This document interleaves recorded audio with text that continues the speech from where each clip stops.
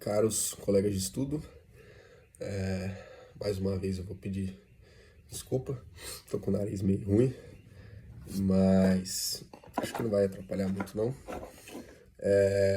Bom, hoje vamos dar sequência na nossa jornada para o Hackamore, tá?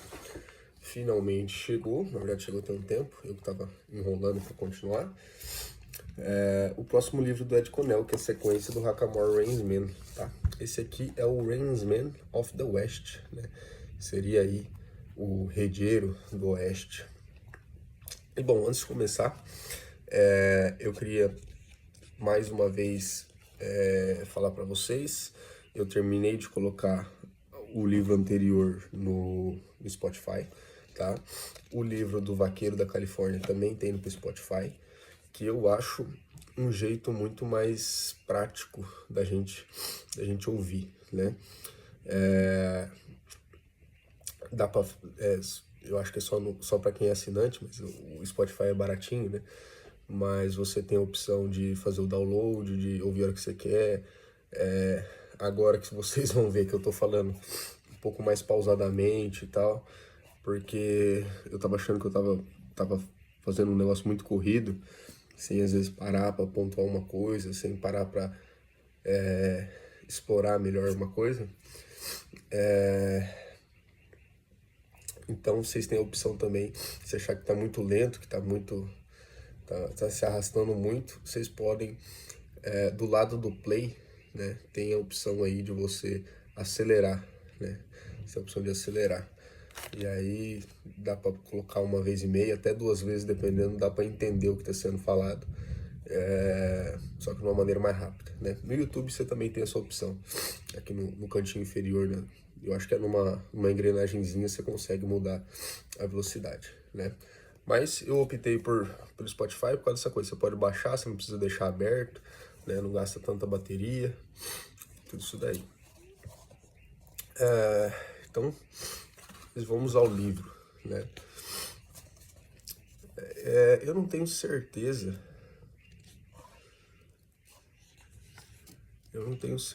Mas o prefácio me lembra muito do livro anterior. Deixa eu até dar uma olhada aqui. Porque a hora que eu dei uma lida só no prefácio, nas primeiras palavras, e parecia bastante. Não é não. O livro tem a história dele.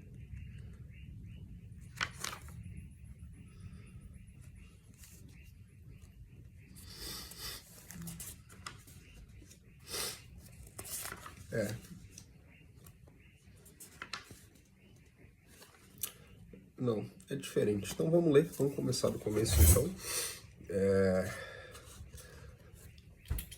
Às vezes dessas coisinhas aqui a gente acha boas lições, né? Então, essa é uma nota do autor, tá? Ou seja, do Ed Conell. Toda a informação contida nesse livro é importante. Aqui há palavras e grupo de palavras que são mais importantes que outras. Essas palavras estão em negrito, para dar ênfase. Aí vocês vão depender de mim para falar a hora que tem um negrito ou não. E fazer isso mais perceptível. Essa informação nos leva de um passo ao outro, fazendo muitas repetições. Essas repetições serão encontradas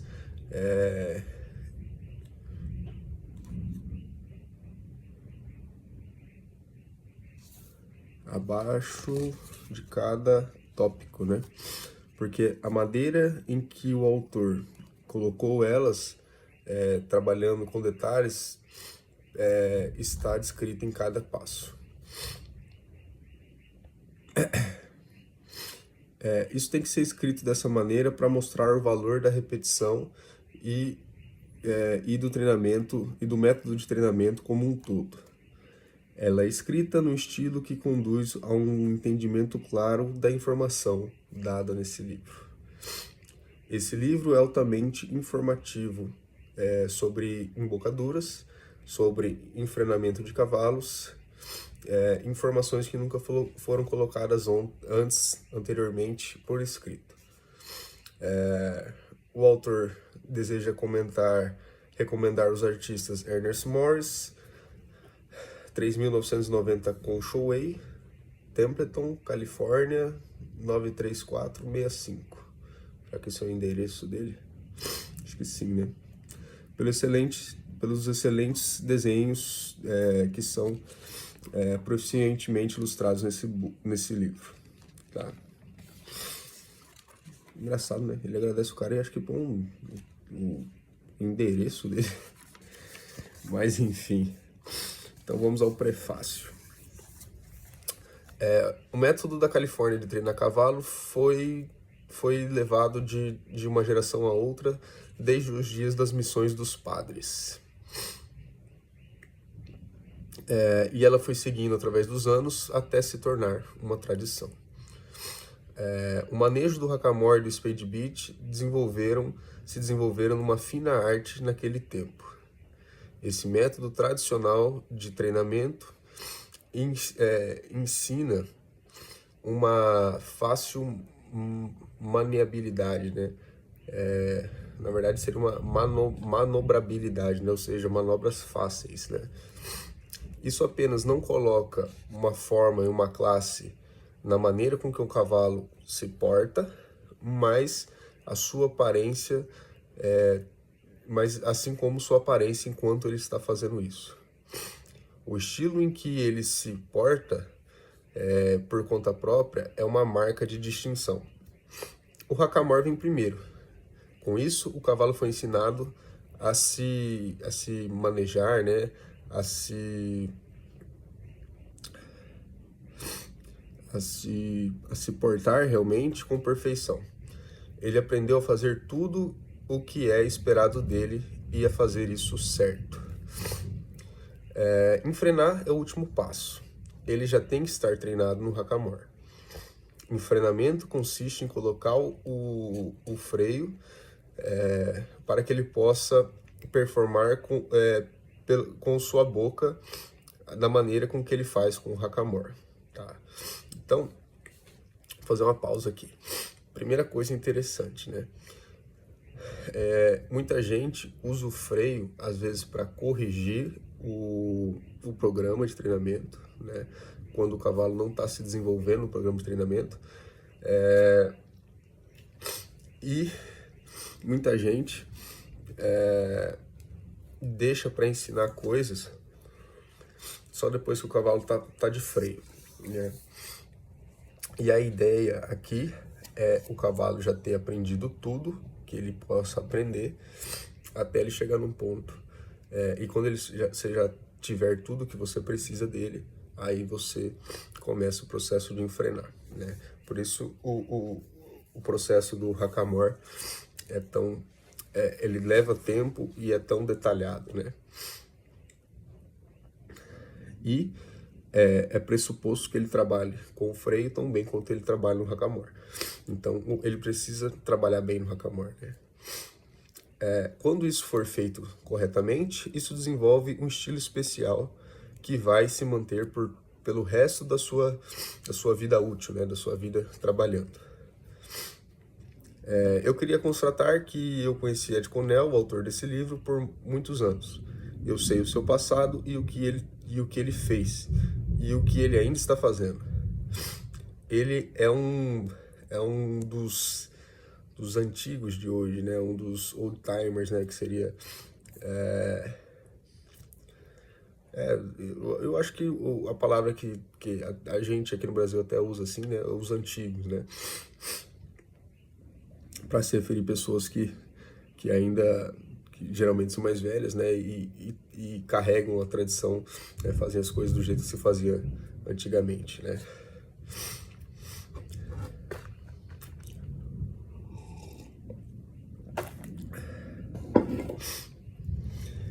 Ele veio nos últimos dias da Califórnia, dos grandes passos da Califórnia, que foi um dos períodos mais coloridos da história da Califórnia, né? Então ele provavelmente veio no final, justamente da história que a gente está contando do vaqueiro da Califórnia, né? O final daquele período lá, né? De grandes fazendas, vaqueiros e tal. Por isso, acho que até por isso eu escolhi aquele outro livro, para ir trabalhando junto, para a gente não só ter histórias, né, e tradição, mas também contextualizar nessa história aqui dos californianos, né?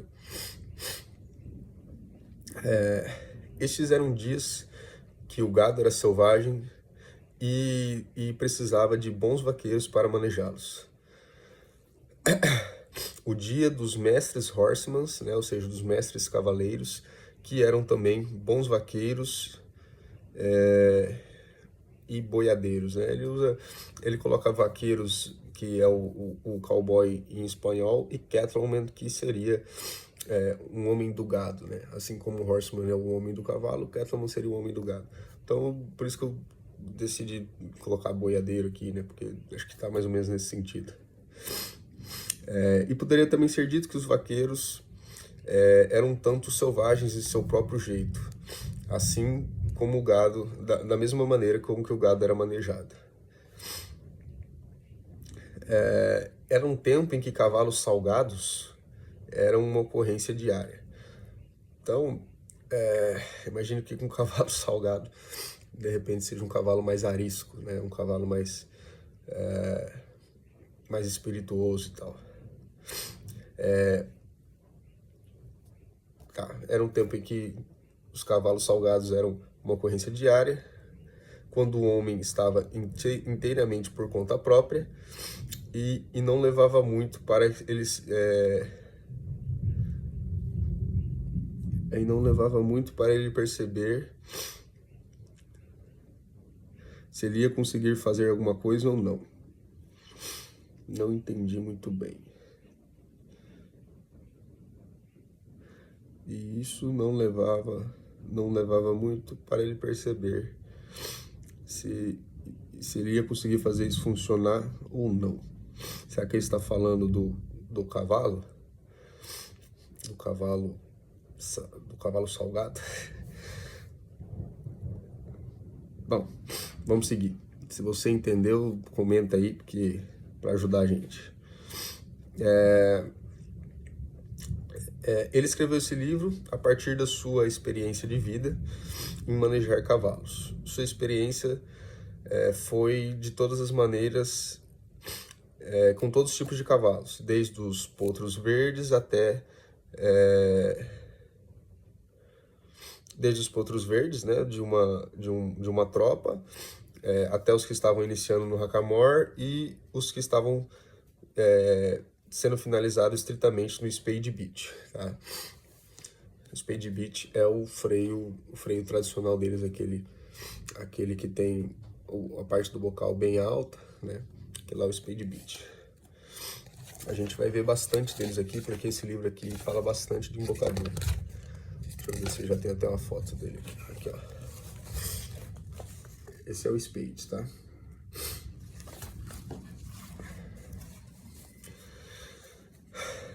Com esses tipos de cavalos, você pode trabalhar uma vaca mais selvagem, mais próxima,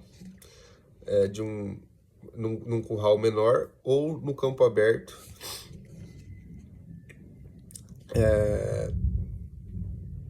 separando um monte de gado que precisa ser apartado, ou laçando nelas no campo aberto ou no curral. É sempre um prazer cavalgar com esse tipo de cavalo. Qualquer um, jovem ou velho, experiente ou inexperiente, vai se beneficiar de ler esse livro. Ao meu conhecimento, é a primeira vez que os detalhes e os procedimentos necessários em fazer um bridle horse finalizado foram colocados em escrita. Tá? Durante a experiência de Ed Connell, ele conheceu e aprendeu, e trabalhou com muitos dos melhores da sua era. Até mesmo naqueles dias em que não haviam muitos deles. Mesmo naqueles dias já não havia muitos deles, né? Os melhores deles desenvolveram-se em mestres horsemans, né? O melhor jeito, quanto melhor eles ficavam, mais calados eles eram para falar de suas técnicas de manejar o hackamore e o spade beat. Estes homens nunca escreveram nada sobre seu trabalho, nem diziam muito sobre os seus... Ixi, me fugiu a palavra agora. Nem diziam muito sobre os seus... suas conclusões para você trabalhar um cavalo no hackamore, na rédea dupla, né, que é o hackamore com freio, e no enfrenamento para você chegar no cavalo finalizado, né, que é um cavalo perfeito de rédea, um cavalo com a rédea perfeita, né. Um cavalo que carrega a sua cabeça na posição correta, lembra que ele batia bastante nessa tecla, né? Trabalha com a boca fechada com o freio e mantém o seu equilíbrio e posição para colocar uma vaca no lugar que você planejava colocar ela desde o começo, né? E eu dei a entonação errada porque aqui já tem um ponto final. Mas é isso aí, né? Um cavalo que tem a cabeça na posição correta, trabalha com a boca fechada e mantém o seu equilíbrio, né? E acho que um cavalo que mantém o seu equilíbrio, sabe se posicionar, a posição de cabeça e a boca fechada são consequências disso, né? O homem tem que... Meu Deus. Um homem tem que ser conveniente ao seu cavalo e o seu conhecimento de trabalhar o gado e a maneira correta de se portar. Seu cavalo o sucesso do seu cavalo vai ser apenas uma extensão do conhecimento do cavaleiro no seu trabalho, tá? Então, quanto mais você sabe, melhor vai ser seu cavalo. Leia e siga o que esse livro diz. Isso deve ser claramente entendido.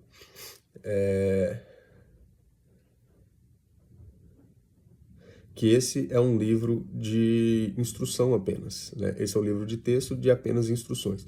Por esse trechinho aqui que eu achei que ele já tinha falado no outro livro, que talvez fosse o mesmo prefácio, porque eu lembro bem dessa parte aqui, que era um livro só de instrução, né? Cada passo e figura que você tiver que estudar, cada passo, cada figura terá que ser estudada profundamente para que você consiga extrair o máximo benefício disso. O autor colocou em escrita esse método histórico de enfrenar cavalos, não apenas para o benefício dos horsemans de hoje, mas para as futuras gerações de horsemen e para a posterioridade, tá? Esse foi o prefácio de Mark Parks, que era um comprador de gado de Rudnick, em Bakersfield. Bakersfield, que fala bastante lá no livro do vaqueiro, hein? Que interessante. Mas bom, pessoal, então ver se a gente lê um primeiro capítulo aqui.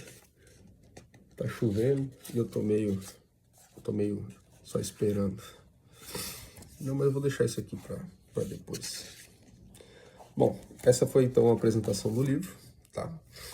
E vamos ver se agora eu consigo dar sequência aqui até o nosso final. É um livro curtinho também, mais ou menos o tamanho do outro. 116, 120 páginas, mais ou menos.